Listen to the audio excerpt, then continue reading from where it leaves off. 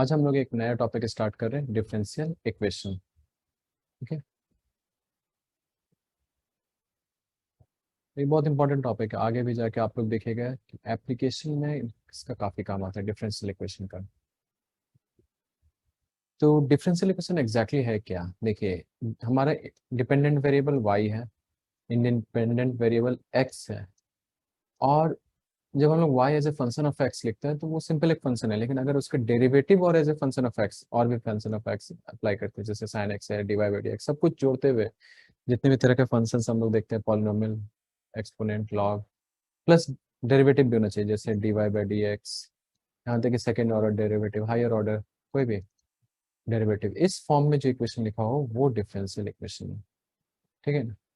The equation constitute dependent variable, independent variable and derivative of dependent variable with respect to independent variable, यही है। Okay, ये हमारा differential equation है।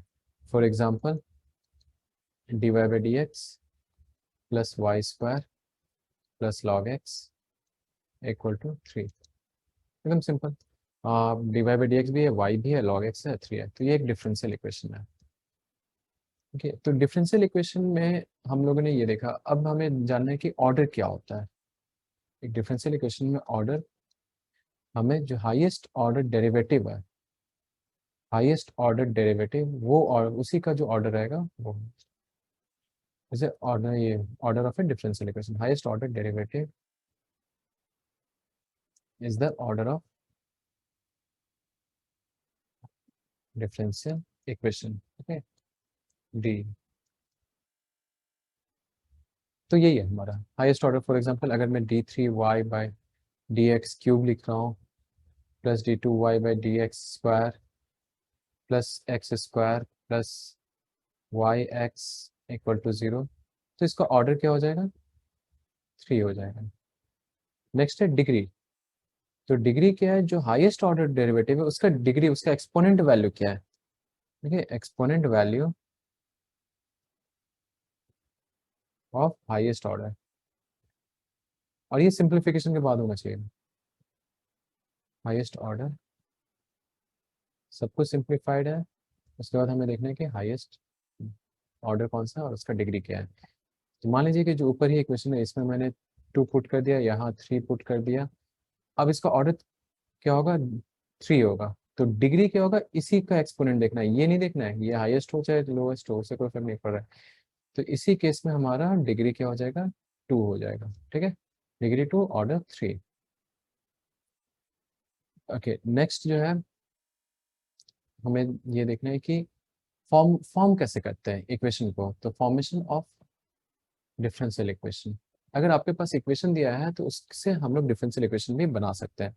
सो formation of differential equation, for example, अगर मैं दे रहा हूँ y equal to a x, एकदम सिंपल है, स्ट्रेट लाइन, तो इससे क्या करेंगे? dy by D x equal to a आ जाएगा।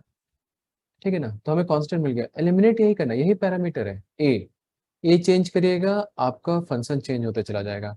तो हमारा जो डिफरेंशियल इक्वेशन आएगा वो आएगा x D Y by D x equal to y, या फिर इसे ऐसे लिखे, x D Y by D x equal to y. तो एक जगह हम लोगों ने d Y by D x लिख दिया, और वाई और एक्स वैसे ही है अपने जगह पे। तो इस तरह से हमें देखना है कि जो जो पैरामीटर है जो इक्वेशन को चेंज कर सकते हैं, ए बी सी डी, इस तरह से जो आर्बिट्री कांस्टेंट लिखा रहता है उसे हमें डेरिवेटिव में लाना है। और जो सबसे इंपॉर्टेंट पॉइंट है, जितने भी इंडिपेंडेंट कांस्टेंट लिखे रहते हैं उस पर डिपेंड करता है कि क्या ऑर्डर होगा। अगर 2 कांस्टेंट है तो सेकंड ऑर्डर जाएगा, 3 कांस्टेंट है तो थर्ड ऑर्डर जाएगा। For example, y equal to a to the power b plus b x. ठीक है ना? ये, अब अगर इस तरह का इक्वेशन है तो इसे हम लोग देखें, यहाँ पे एक a है, यहाँ b है, इन दोनों को चेंज करेंगे, दोनों अलग अलग है तो वैल्यू चेंज होगा। तो हमें सबसे पहले क्या करना है? D Y by D x करिए, और आपको पता भी चल जाएगा कि आपको 2 जरूरत है, तभी तो ये दोनों हट पाएंगे। तो हमें क्या मिलेगा? A b, a to the power b x. फिर एक बार डिफ्रेंशिएट करेंगे, d Y by D x, यहाँ पे क्या आ जाएगा? A b square e to the power b x. देखिए कैसे चेंज होगा, d two y by D x square, second derivative. तो सेकेंड डेरिवेटिव जब हम लोगों ने किया तो यहाँ पे देखिए इस जगह पे e to the power b x, a into e to the power b x को हम लोग लिख सकते थे y, तो dy by D x equal to b y आ गया था, ये हमें मिल चुका है। तो अगर हम लोग ये भी नहीं करते तो देखिए यहाँ से भी सीधा डिफ्रेंशिएट कर सकते थे, और लास्ट में यहाँ से भी डिफ्रेंशिएट करते तो हमें मिल जाता है आंसर। तो यहाँ पे अगर हम लोग d two y by D x square कर रहे हैं तो यहाँ पे b d Y by D x आ जाएगा, ठीक है। और b अब मिल चुका है, तो b मिल गया, तो यहीं पे हमें क्या मिलेगा, d two y by D x square. देखिए और b क्या है, d Y by D x, यहाँ से सब्स्टिट्यूट कर रहे हैं b का value, d Y by D x into one by y, और पहले से एक d Y by D x है, तो ये हमें क्या मिला, d two y by D x square equal to one by y d Y by D x whole square. तो ये इसका इक्वेशन है। अगर इसे इंटीग्रेट करेंगे, सॉल्व करेंगे, तो हमें a into E to the power b x के ही कर्व के अनुसार से मिलेगा सॉल्यूशन। ओके, तो यही है फॉर्मेशन। फॉर्मेशन का मतलब है जो भी आपके पास कांस्टेंट है उसे एलिमिनेट करें, जिस तरीके से आप एलिमिनेट करना चाहते हैं करिए। एक चीज का और ध्यान रखिए कि उतना ही डिफ्रेंशिएट करिए जितना जरूरत है, उससे ज्यादा डिफ्रेंशिएट करिएगा कोई फायदा नहीं होगा। आप कर सकते हैं, आप और बार करिए, इसी को करते जाइए, कोई फायदा नहीं है। यही डिफरेंशियल इक्वेशन यहाँ पे हमें स्टॉप करना है, क्योंकि जितना कांस्टेंट है उतना ही ऑर्डर आना चाहिए, इंडिपेंडेंट कांस्टेंट। ये नहीं कि आप मर्ज कर सकें, तो वैसा नहीं होना चाहिए। फॉर एग्जांपल अगर आप ऐसे लिख रहे हैं a plus b into x, ये एक ही कांस्टेंट है, इसका डिफरेंशियल इक्वेशन और इसका डिफरेंशियल इक्वेशन दोनों सेम होगा, क्योंकि a प्लस बी तो एक नया कांस्टेंट लिख सकते हैं ना। तो अगर आप कांस्टेंट को मर्ज कर सकते हैं तो मर्ज करिए और उसे लोवेस्ट पॉसिबल वे में रहने दीजिए। Okay,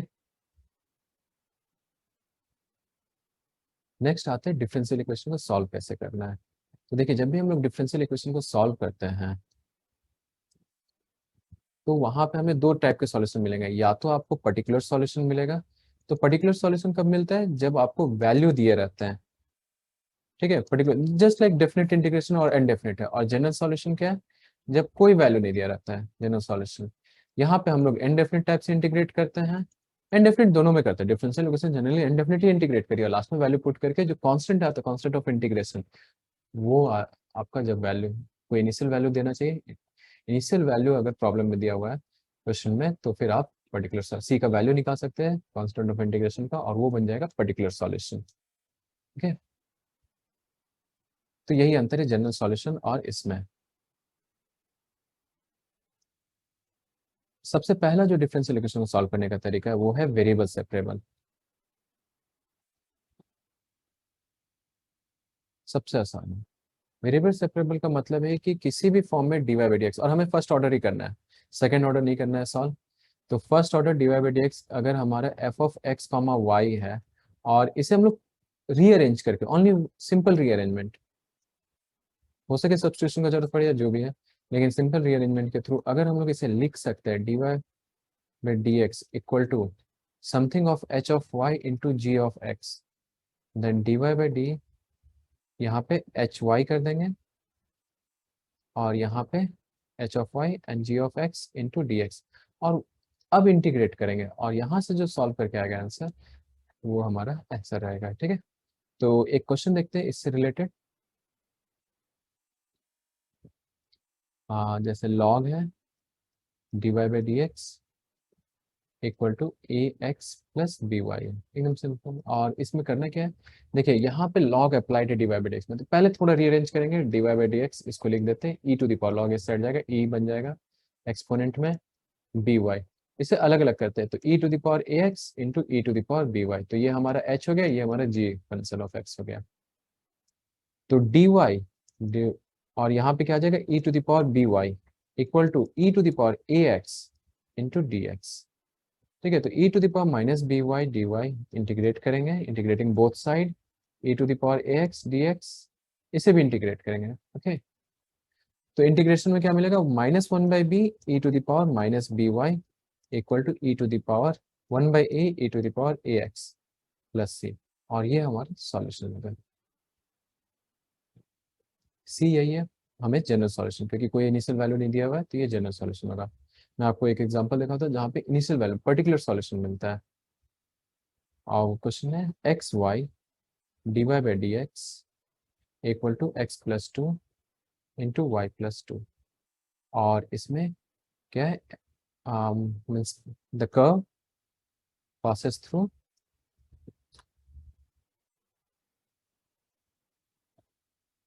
y equal to -1 and x equal to 1। ठीक है, तो ये है। अब इसमें क्या है, सबसे आराम से देखिए, सब कुछ मल्टीप्लाइड है और हम लोग इजिली रीअरेंज कर सकते हैं। तो यहाँ y प्लस टू आ जाएगा और यहाँ पे x plus two by x into d x आ जाएगा। ठीक है, थोड़ा और रीअरेंज करते हैं और इंटीग्रेट करते हैं। तो इंटीग्रेशन के लिए हम लोग क्या कर सकते हैं, y प्लस टू कर दीजिए -2, देखिए सिंपल, और सिर्फ फ्रैक्शन की तरह कर रहे हैं। और यहाँ पे 1 x बाई एक्स स्प्लिट कर दिया न्यूमरेटर, ओके, डी एक्स आ गया। पहला क्या देगा, इस साइड देखिए y प्लस टू, इसे अलग रखिए, इसे अलग रखिए, तो ये हो जाएगा 1 minus two by y plus two, sir यहाँ डी वाई रहेगा, और यहाँ पे इंटीग्रेट होगा, 1 का इंटीग्रेशन x होता है और 2 बाई एक्स का 2 ln x होता है मॉड। ठीक है, प्लस सी लिख देते हैं, यहाँ पे y आ जाएगा और -2 ln y प्लस टू आ जाएगा equal to x plus two ln x plus c. अब हमें किस पे चाहिए था, y equal to -1 x equal to 1 पे, तो y इक्वल टू -1 पुट करते हैं, -2 ln -1 प्लस टू, और यहाँ पे 1 प्लस टू ln 1 प्लस सी। देखिए ln 1 जीरो होता है, यहाँ भी ln 1 मिला, यहाँ भी ln 1 मिला, जीरो हो गया, तो c का वैल्यू क्या आ गया, -2 आ गया। अब इसे सॉल्व कर सिंप्लीफाई करते हैं पूरे इक्वेशन को, तो हमारा जो पर्टिकुलर सॉल्यूशन होगा, देखिए ये जनरल सॉल्यूशन है, और अब हम लोग पर्टिकुलर सॉल्यूशन की तरफ बढ़ रहे हैं इनिशियल वैल्यू यूज करते हुए। तो particular solution y equal to क्या है, x plus two ln x है, और यहाँ पे plus two ln y plus two है, सभी मॉड के अंदर है, प्लस यहाँ -2 आ जाएगा, c का वैल्यू -2 मिला है, तो x आ गया यहाँ पे 2 ln x mod xy plus 2x, x multiply हो जाएगा -2। ठीक है, तो ये है, हम किसी और सिंप्लीफाई कर सकते हैं, ई टू द पावर में भी ला सकते हैं, डिपेंड करता है कैसा आप कितना सिंप्लीफाई करना चाहते हैं। तो ये हो गया वेरिएबल सेपरेबल। जो नेक्स्ट है हमारा वो है होमोजेनस। अगर इक्वेशन होमोजेनस फॉर्म में हो तो कैसे सॉल्व करना है, तो homogeneous differential equation, homogeneous differential equation, पहले होमोजेनस क्या होता है, तो अगर कोई function F of x comma Y equal to zero हो, और अगर हम लोग x को रिप्लेस कर रहे हैं लैम्डा x से और y को रिप्लेस कर रहे हैं लैम्डा y से, तो ये पूरा चीज lambda to the power n, depend करता है क्या डिग्री है फंक्शन का, ये बाहर आ जाएगा। यानी कि यही लैम्डा है, यहाँ लैम्डा है, तो ये चीज हमें क्या मिलेगा, lambda to the power n F X comma Y equal to zero, यानी कि वेरी नहीं करता है। अगर आप लैम्डा टाइम्स दोनों को सब्स्टिट्यूट करते हैं तो इक्वेशन वहीं का वहीं रह जाता है, लैम्डा कहीं नहीं रहेगा। ये होमोजेनस है। होमोजेनस का मतलब है कि हर एक टर्म डिग्री अगर n है तो हर एक टर्म डिग्री n होना चाहिए, अगर हाईएस्ट डिग्री n है तो लोएस्ट डिग्री भी n ही होगा, सभी टर्म्स वही होंगे, कोई कांस्टेंट टर्म नहीं होना चाहिए। For example X square plus X Y plus Y square, ये होमोजेनस है। अगर इसमें टू ऐड कर दिए तो ये नॉन होमोजेनस हो जाएगा, ये ध्यान रखना। तो ये सारे चेंजेस, यानी कि सारे डिग्री, ये डिग्री टू है, ये भी डिग्री टू, ये भी डिग्री टू, अगर आप लैम्डा से करते हो तो लैम्डा स्क्वायर एक्स स्क्वायर, यहाँ एक लैम्डा और वाई से भी एक लैम्डा, फिर से लैम्डा एक्स वाई और फिर lambda square Y square, lambda square common लीजिए, जीरो से कैंसिल आउट करिए, आपको घूम फिर के वहीं आ गए। तो यही है होमोजेनस डिफरेंशियल इक्वेशन। तो कैसे सॉल्व होता है homogeneous differential equation, y equal to we X, V X है वेरिएबल है, मोस्ट ऑफ द टाइम यही सब्स्टिट्यूशन हमें हेल्प करता है। ये सब्स्टिट्यूशन स्टैंडर्ड सब्स्टिट्यूशन है और इसके थ्रू क्वेश्चन सॉल्व हो जाते हैं। और पहले तो ये सब्स्टिट्यूट करना है, फिर वेरिएबल सेपरेशन के अनुसार से हम लोग तब सेपरेट कर सकते हैं फंक्शन। अगर सेपरेबल है ही स्टार्टिंग में तो आप डायरेक्ट सॉल्व करिए, और अगर नहीं है सेपरेबल तो हमें y equal to we X करने से ज़्यादातर होमोजेनस इक्वेशन सेपरेबल हो जाते हैं। फॉर एग्जांपल एक क्वेश्चन देखते हैं इससे related, X D Y equal to x plus Y D X इस फॉर्म में है। ठीक है।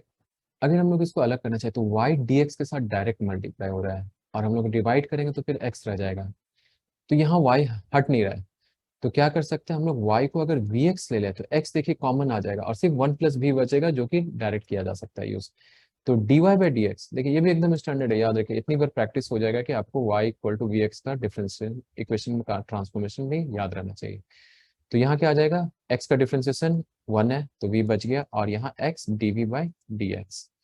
तो dy बाई डी एक्स को क्या लिखना है, देखिए यहाँ पे dy बाई डी एक्स कर दीजिए और यहाँ पे x plus Y by X कर दीजिए। इसे लिख सकते हैं 1 प्लस वाई बाई एक्स, और y बाई एक्स क्या है, v है,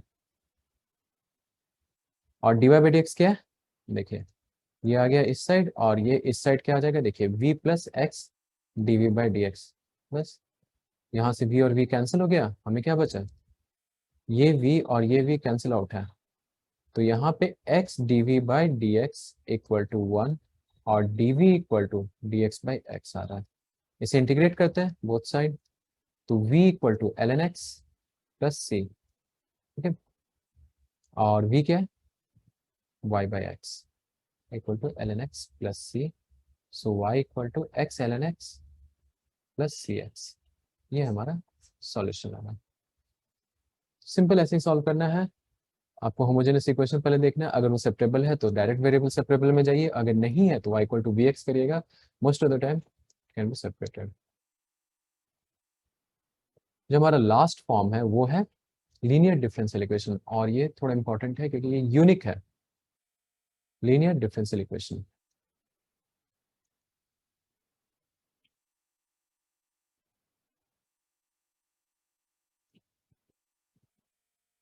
और ये इस फॉर्म में रहेगा, या तो रिड्यूस होगा इस फॉर्म में या तो फिर डायरेक्ट इस फॉर्म में हमें मिल जाएगा। p फंक्शन ऑफ x है, ठीक है, into y q of x, इसे भी p ऑफ x ही लिख देता हूँ। ये हमारा डिफरेंशियल इक्वेशन है, और इसे सॉल्व करने के लिए हम लोग क्या करते हैं, सबसे पहले हम लोग इंटीग्रेटिंग फैक्टर एक डिफाइन करते हैं। इंटीग्रेटिंग फैक्टर,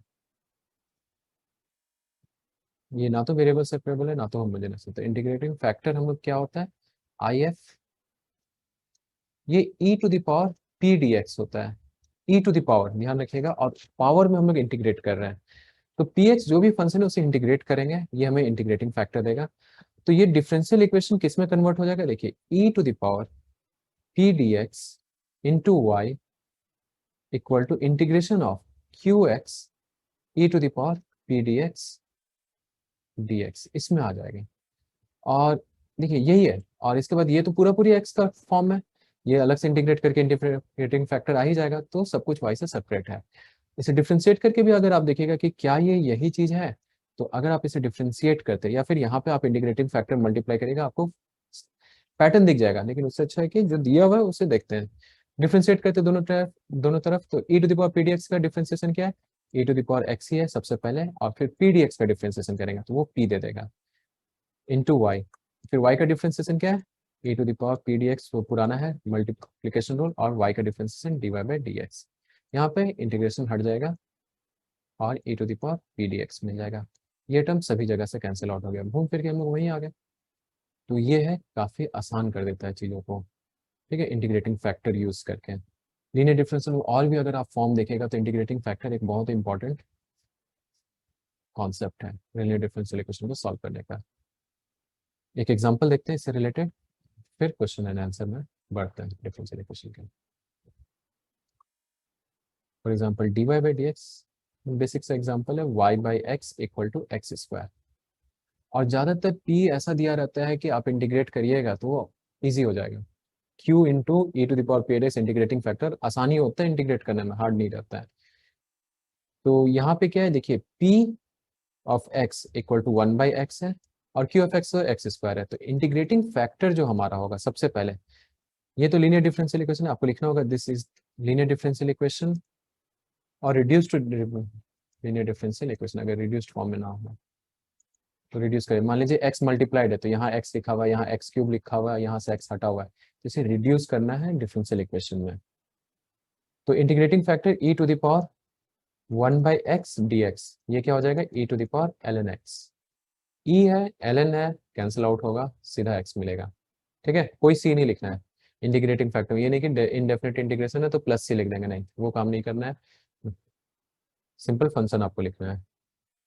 अब हमें क्या करना है, y इंटू एक्स करना है, मल्टीप्लाई इंटीग्रेटिंग फैक्टर, यहाँ पे y इंटू इंटीग्रेटिंग फैक्टर, और यहाँ पे integrate x square into integrating factor dx।